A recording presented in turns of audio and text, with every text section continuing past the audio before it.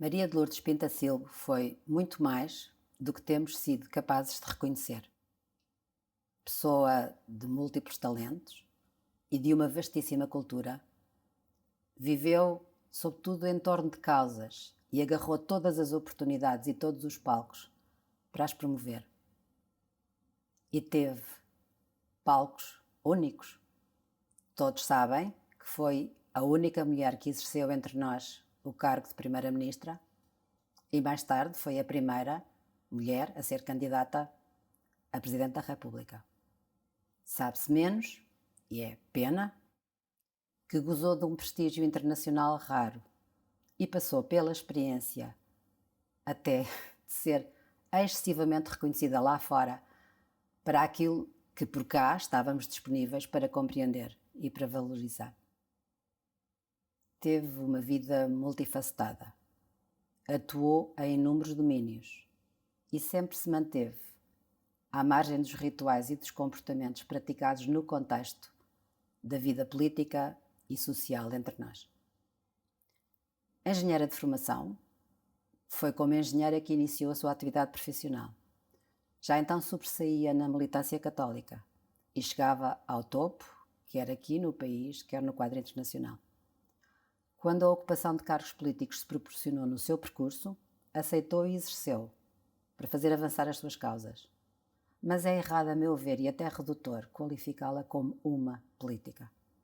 Várias vezes, incluindo antes do 25 de Abril, aceitou estar onde podia fazer acontecer, sem que as ligações assim estabelecidas lhe cortassem na independência ou balizassem o seu comportamento.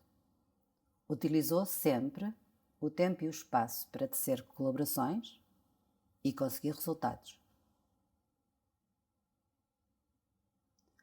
Militante de causas humanitárias, feminista visionária, católica comprometida, usava com segurança o seu saber formidável e alcançava sobre os outros influência e fascínio. Seduzia pela superioridade intelectual e pela força da sua dedicação às causas da igualdade e do desenvolvimento. Era uma líder que conhecia a sua superioridade natural e que atuava segura daquilo que queria e do que podia fazer.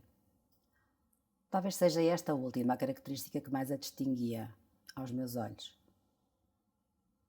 Foi pela mão da engenheira Maria de Lourdes Pintacilgo que entrei na então chamada Comissão da Condição Feminina, em 1975.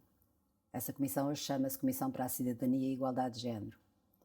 Embora eu só tenha lá estado há alguns anos, essa pertença marca para mim o meu percurso pessoal e político e público.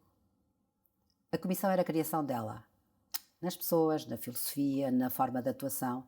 Era o resultado da visão e das ideias de Maria de Lourdes, se bem que só poucas vezes estivesse fisicamente até no seu espaço.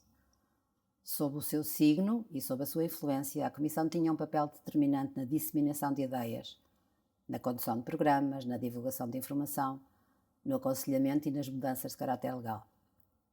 A compreensão da questão feminina, a mobilização de parcerias, a inserção na cooperação internacional, a formação de quem protagonizava, tudo acusava a influência e a visão da fundadora. Eu não estive ao lado de Maria de Lourdes Pintacilgo quando foi Primeira-Ministra, nem quando se candidatou à presidência ou ao Parlamento Europeu. A minha militância política era diferente, mas se eu tinha outro caminho, reconheço uma enorme influência de Maria de Lourdes Pintacilgo em quem sou e em particular na forma como percebo e ainda intervenho nas questões da igualdade.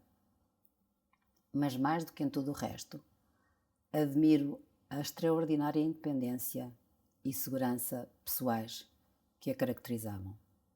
E estou-lhe eternamente grata também pela proteção que estendeu sobre mim quando eu precisei dessa proteção.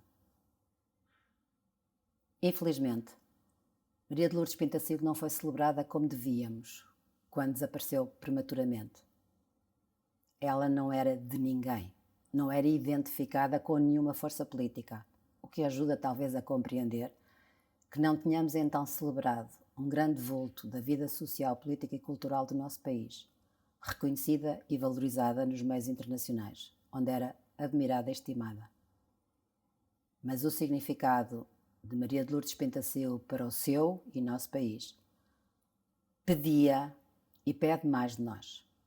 Espero que queiramos ainda corresponder.